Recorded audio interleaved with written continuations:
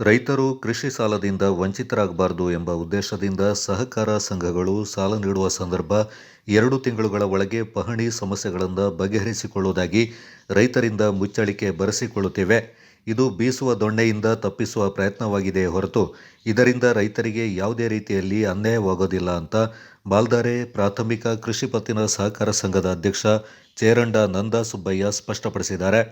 ನಗರದಲ್ಲಿ ಸುದ್ದಿಗೋಷ್ಠಿಯಲ್ಲಿ ಮಾತನಾಡಿದ ಅವರು, ಇತ್ತೀಚೆಗೆ ಕೆಲವು ಸಂಘಟನೆಗಳು ಮಾಡಿರುವ ಆರೋಪದಂತೆ ಸಹಕಾರ ಸಂಘಗಳಿಂದ ರೈತರಿಗೆ ಸಾಲ ನೀಡುವ ಸಂದರ್ಭ ಅನ್ಯಾಯವಾಗ್ತಾ ಇಲ್ಲ. ರೈತರಿಗೆ ಅನುಕೂಲವಾಗಲಿ ಎಂಬ ಉದ್ದೇಶದಿಂದ ಮುಚ್ಚಳಿಕೆ ಪಡೆದು ಸಾಲ ನೀಡಲಾಗ್ತಾ ಇದೆ. ತನ್ನದೇ ಆದ ಇತಿಹಾಸವನ್ನು ಹೊಂದಿರುವ ಕೊಡಗಿನ ಸಹಕಾರ ಕ್ಷೇತ್ರದ ಕುರಿತು ಯಾರೂ ಜನರಲ್ಲಿ ತಪ್ಪು ಅಭಿಪ್ರಾಯ ಮೂಡಿಸಬಾರದೆಂದರು. ಜವಾಬ್ದಾರಿಯುತ ಸ್ಥಾನದಲ್ಲಿರುವ ಸಂಘಟನೆಗಳು ಸಂಪೂರ್ಣ ಮಾಹಿತಿಯನ್ನು ಹೊಂದದೆ ಶತಮಾನಕ್ಕೂ ಮೀರಿ ಇತಿಹಾಸ ಇರುವ ಕೊಡಗು ಜಿಲ್ಲೆಯ ಸಹಕಾರ ಚಳುವಳಿಯ ಬಗ್ಗೆ ಸಾರ್ವಜನಿಕ ವಲಯದಲ್ಲಿ ಅಪವಾದ ಮಾಡೋದು ಸರಿಯಲ್ಲ ಮತ್ತು ಇದನ್ನು ಮುಂದುವರಿಸಬಾರದೆಂದು ಒತ್ತಾಯಿಸಿದರು.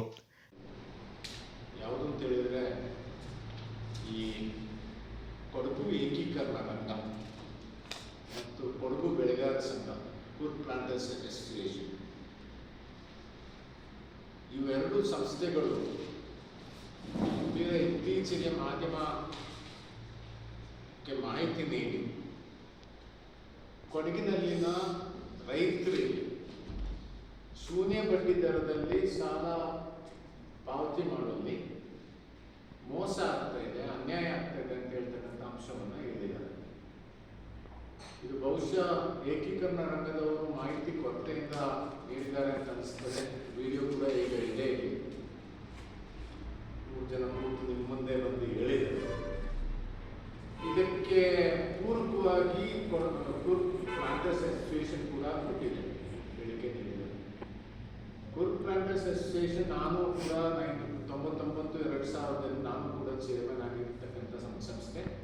ಅದ್ರ ಬಗ್ಗೆ ನನಗೆ ತುಂಬ ಗೌರವ ಕೂಡ ಇದೆ. ಆದರೆ ಮಾಹಿತಿ ಕೊರತೆಯನ್ನು ಮಾಹಿತಿ ನೀಡುವಂಥದ್ದನ್ನ ಮಾಧ್ಯಮಕ್ಕೆ ನೀಡುವಂಥ ಒಂದು ಪ್ರವೃತ್ತಿಯನ್ನು ಜವಾಬ್ದಾರಿಯುತ ಸಂಘಟನೆಗಳು ಜಿಲ್ಲೆಯ ಅಭಿವೃದ್ಧಿಗೆ, ಜಿಲ್ಲೆಯ ಹಿತಾಸಕ್ತಿಗೆ ಮತ್ತು ಇಲ್ಲಿನ ಜನತೆ ಇದಕ್ಕೆ ಮಾಡ್ತಕ್ಕ ಪ್ರಯತ್ನ ಪಡ್ತಾ ಇರ್ತಕ್ಕಂಥ ಸಂಸ್ಥೆಗಳು ಕೆಲವೊಂದು ವಿಚಾರಗಳನ್ನ ಪೂರ್ಣ ಅರ್ಥಕೊಳ್ಳದೆ ಕೊಡೋದು ತಪ್ಪು ಅಂತ ಹೇಳುವಂಥದ್ದು ನನ್ನ ಅಭಿಪ್ರಾಯ. ಹಾಗೆಯೇ ನನ್ನ ಸ್ನೇಹಿತರಾದ ಲಾಲಾಯಣ್ಣವರು ಕೂಡ ಅದನ್ನೇ ಹೇಳ್ತಾರೆ. ಇಲ್ಲಿ ಬರ್ತಾ ಇರ್ತಕ್ಕಂಥದ್ದು ಅಂತ ಹೇಳಿದ್ರೆ ಕರ್ನಾಟಕ ಸರ್ಕಾರ 5 ಲಕ್ಷದವರೆಗೆ ಕೃಷಿ ಸಾಲಗಳಿಗೆ ಶೂನ್ಯ ಬಡ್ಡಿ ದರದಲ್ಲಿ ಸಾಲ ಕೊಡ್ತಕ್ಕಂಥ ಒಂದು ಕ್ರಮವನ್ನು ಜರುಗಿಸಿದ್ದಾರೆ. ಆದರೆ ಈಗ ರಾಷ್ಟ್ರಾದ್ಯಂತ ಫ್ರೂಟ್ಸ್ ಅಂದರೆ farmer registration unified information system ಇದನ್ನು ಜಾರಿಗೆ ತಂದಿದ್ದಾರೆ. ಇದರ ಪ್ರಕಾರ ನಿಮ್ಮ ಆಧಾರ್ ಯಾವುದೇ ಒಬ್ಬ ರೈತ ಇದರಲ್ಲಿ ನೋಂದಣಿ ಮಾಡಿಕೊಂಡ್ರೆ ಆಧಾರ್ ನಂಬರ್ ಕೊಟ್ಟರು ಸಾಕು, ಟೆಲಿಫೋನ್ ನಂಬರ್ ಕೊಟ್ಟರು ಸಾಕು, ಅಥವಾ RTC ತೋರಿಸಿದ್ರು ಸಾಕು, ಅವರ ಪೂರ್ಣ ಮಾಹಿತಿ ಸಿಗುತ್ತೆ. ಇರ್ತಕ್ಕಂಥ ಒಂದು ಏಕಗವಾಕ್ಷಿ ವ್ಯವಸ್ಥೆ ಬಗ್ಗೆ ಇವತ್ತು ಯಾರೂ ಹೇಳ್ತಾ ಇಲ್ಲ. ಇದನ್ನ ಕೊಡಗಿನಲ್ಲಿ ಅಳವಡಿಸಿಕೊಳ್ಳಿಕ್ಕೆ ತುಂಬ ತೊಂದರೆ ಆಗ್ತಾ ಇದೆ. ಕಾರಣ ಇಲ್ಲಿ ನಾವೇ ಮತ್ತೆ ಇಲಾಖೆಯ ವೈಫಲ್ಯದಿಂದ ಜಮೀನುಗಳ ಪಹಣಿ ವಿತರಣೆ ಮಾಡಲಿಕ್ಕೆ ಕಡ್ಡಾಯವಾಗಿ ಪಹಣಿ ಒಬ್ಬರದೇ ಹೆಸರಿನಲ್ಲಿ ಇರಬೇಕು. ಇಲ್ಲೇನಾಗುತ್ತೆ, ತೋರಿಸಿದಾಗ ಪಟ್ಟೆದಾರರ ಹೆಸರು, ಅವರ ಹೆಸರು, ಇವರ ಹೆಸರು ಸೇರ್ಕೊಳ್ಳುತ್ತೆ. ಇದನ್ನ ಸರಿಪಡಿಸ್ತಕ್ಕಂಥದ್ದು ಕಂದಾಯ ಇಲಾಖೆಯ ಒಂದು ಜವಾಬ್ದಾರಿ. ಅವರು ಅದರಲ್ಲಿ ವಿಫಲರಾಗಿದ್ದಾರೆ.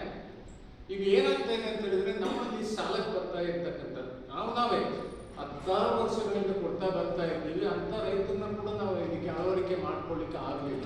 ಗೋಷ್ಠಿಯಲ್ಲಿ ಅಂಬತ್ತಿ ಪ್ರಾಥಮಿಕ ಕೃಷಿ ಪತ್ತಿನ ಸಹಕಾರ ಸಂಘದ ಅಧ್ಯಕ್ಷ ಐನಂಡ ಲಾಲ ಅಯ್ಯಣ್ಣ ಪಾಲ್ಗೊಂಡಿದ್ದರು.